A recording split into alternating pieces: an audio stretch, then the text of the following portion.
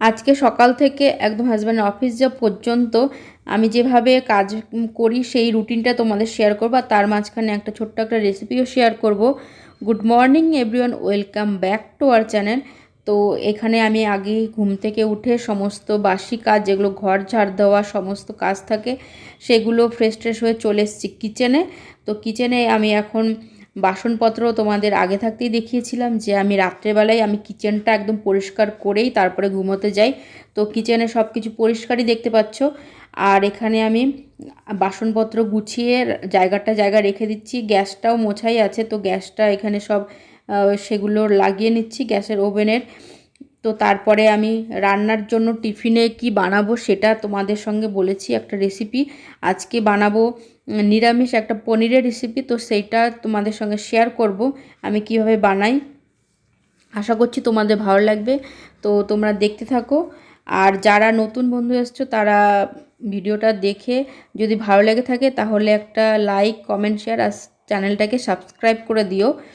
আর যারা পুরনো আছে তাদের তো অসংখ্য ধন্যবাদ, যারা এগুলো করে রেখেছো অলরেডি। তো এখানে আমি কিচেনটা সব গুছিয়ে নিয়েছি। এখন আমি আর আমি আগে থাকতে চালটা ভিজিয়ে রেখেছিলাম, তো এখন এইখানে ভাতটা বসিয়ে দিলাম। তো আগে থাকতে আমি ভাতটা বসিয়ে দিয়ে তারপরে টিফিনটা তোমরা জানোই পরেই করি। তো এখানে হাজব্যান্ডের জন্য জিরা জলটা ভিজিয়ে রেখেছিলাম। তো এখন আমি আর খাচ্ছি না, কেননা আমাকে ডায়েটে দেয়নি, তাই আমি খাই না এখন আর জিরা জলটা। তো জিরা জলটা হাজব্যান্ডকে দিয়েছি, ওইখানে টেবিলে দিয়ে আসলাম। ও আর এখানে আমি সব টিফিন বক্সও ধুয়ে রেখেছিলাম, তো সেগুলো জায়গা রাখলাম। আর কিছু কৌটাকুটি ছিল খালি হয়ে গেছিলো, তো সেগুলো সব আমি ওইখানে ধুয়ে ভালো মতো শুকাতে দিয়েছি। তারপরে শুকিয়ে গেলে ওইখানে আবার যেটার মধ্যে যেটা ছিল সেটা ভরে রাখবো। তো পনিরের জন্য এখানে আমি পনিরটা কেটে রেখেছি, দেখালাম তোমাদের। এখন আমি মশলাটা রেডি করে নেব। আর এটা আমি নিরামিষ বানাচ্ছি যেহেতু। তো এখানে আমি দেখতে পাচ্ছ 8 থেকে 10টার মতন কাজু বাদাম নিয়েছি, আর নিয়েছি একটু পোস্তটা সেটা একটু শুকনোটাই একটুখানি মিক্সিতে ঘুরিয়ে নিলাম। তার মধ্যে এবার দিয়ে দেব কাঁচা লঙ্কা, আদা, আর এখানে 2টো মিডিয়াম সাইজের টমেটো নিয়েছি। তো এটা এখন একটু সামান্য জল দিয়ে পেস্ট করে নেব। তো দেখতে পাচ্ছ পেস্টটা কত সুন্দর হয়েছে।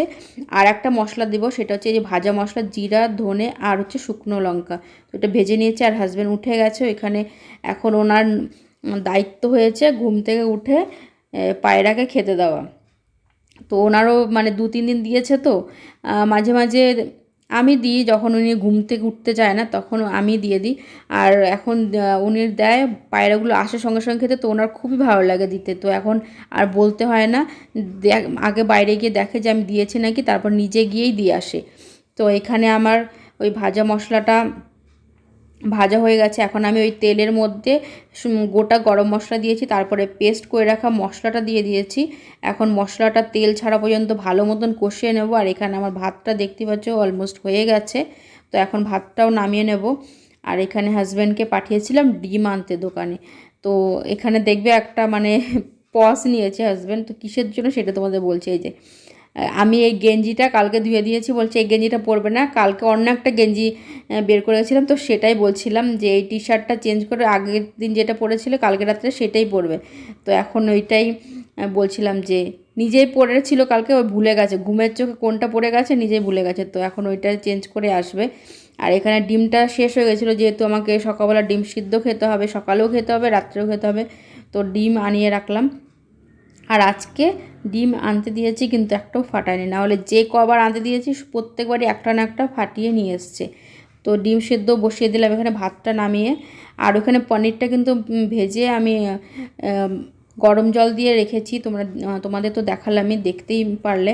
আর ওইখানে মশলাটা মানে কষিয়ে নিচ্ছি। আর ওইখানে হলুদ ছাড়া আজকে হচ্ছে পনিরটা, ওইখানে আমি একটুখানি সামান্য কাশ্মীরি লঙ্কার গুঁড়ো দিয়েছি কালারের জন্য।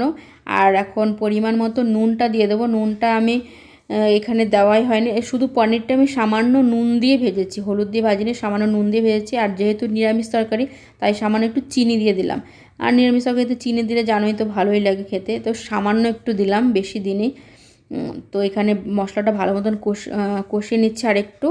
আর এখানে আমি এখন বিস্কুটটা ভরে নেব, দুজনের 2 রকম বিস্কুট, দুজনের 2 রকম না, হাজব্যান্ড দুটোই খাবে, আমি শুধু আমার জন্য এই যে নিউট্রি চয়েসে সুগার ফ্রি এই বিস্কুটটা অর্ডার করেছি। তো ওই বিস্কুটটা এখন আমার জন্য স্পেশালি, কিন্তু হাজব্যান্ডও খাবে, আর আমি ওই মেরিটা খাবো না, শুধু এইটাই খাবো।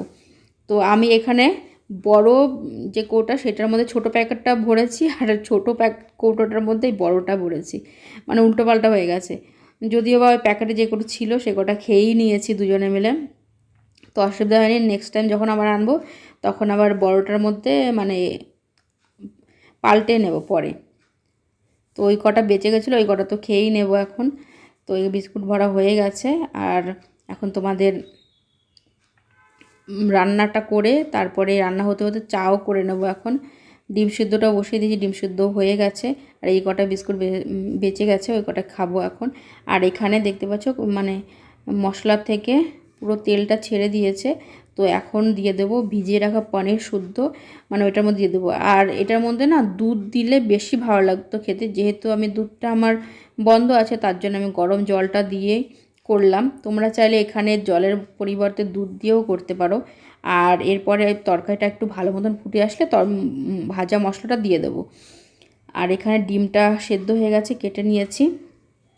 আর আমার আর একটা জিনিস সুবিধা হয়েছে, যেটা আমি দেখতেই পারলে তোমরা, শিলনোড়াতে মশলাটা বেটে নিয়েছি। এখন আমার অল্প অল্প মশলা করে নিলেও কোনো অসুবিধা হয় না, কারণ মিক্সিতে করতে হয় না, আর মিক্সিতে ভালো হয়ও না, অল্প একটু।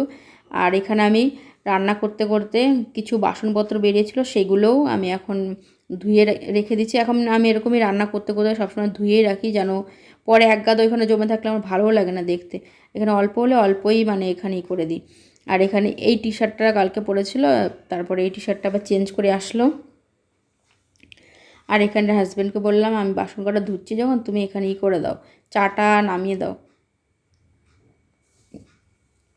আর চা নামাতে গেলে বলে আমি যখন চাটা করি কাপে ঢালি তখনই পড়ে যায়, তুমি যখন চা কাপে ঢালো তখন তো পড়ে না, তো কীভাবে কাপে ঢালো? আমি বললাম ওইভাবেই ঢালতে হয়, আর উনি দেখবে কেমন করে ঢালে, তো তার জন্য ওই সাইড দিয়ে পড়ে যাবে, দেখো সেটাই বলছে। তো এখানে ডিম সেদ্ধ হয়ে গেছে, ডিম সেদ্ধটা কেটে নিয়েছি, আমারটা কুসুম ছাড়া, হাজব্যান্ড একটা খাবে ওইটা কুসুম দেওয়া। ওই দেখো কতখানি চা ওখানে ফেলে দিয়েছে। প্রতিদিনই এরকমই হয়। তো বলছে তোমার হাতে তো হয় না, আমার হাতে এরকম হয়ে যায়। তার আমাদের সকালটা, বেশিরভাগ সকালটা মানে হাজব্যান্ডের সঙ্গে কিচেনেই আমার গল্প করতে করতে এইভাবেই কেটে যায়, যখন ওনার অফিস যাওয়ার ডিউটি থাকে সেদিনই। আর ছুটির দিনে তো একটু তখন আর ডাকি না, ওনার ইচ্ছে মতো তখন ঘুমায়, ঘুম থেকে যখন ওঠে তখনই ওনাকে ব্রেকফাস্ট টিফিন যা হয়, যা খেতে ইচ্ছে করে সেটাই করে দিই।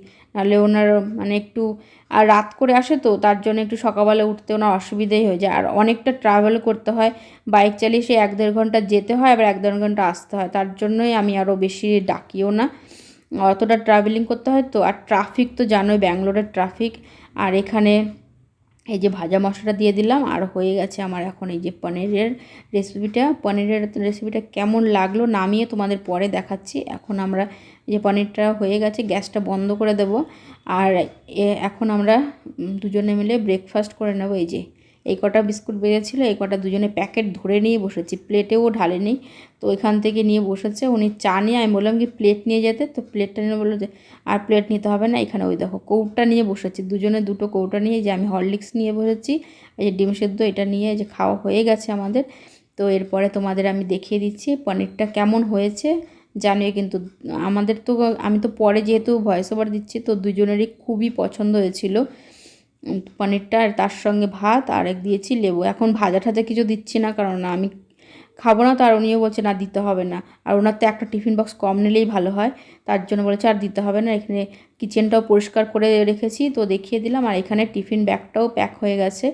আর এখানে এখন চাদরটাও চেঞ্জ করব, তো চাদরটা, ড্রেসিং টেবিল, আলমারি সব পরিষ্কার করব, ঘরটার মুছে, তারপর সেগুলো তার কিছু শেয়ার করিনি, তো চাদরটা চেঞ্জ করে নিই।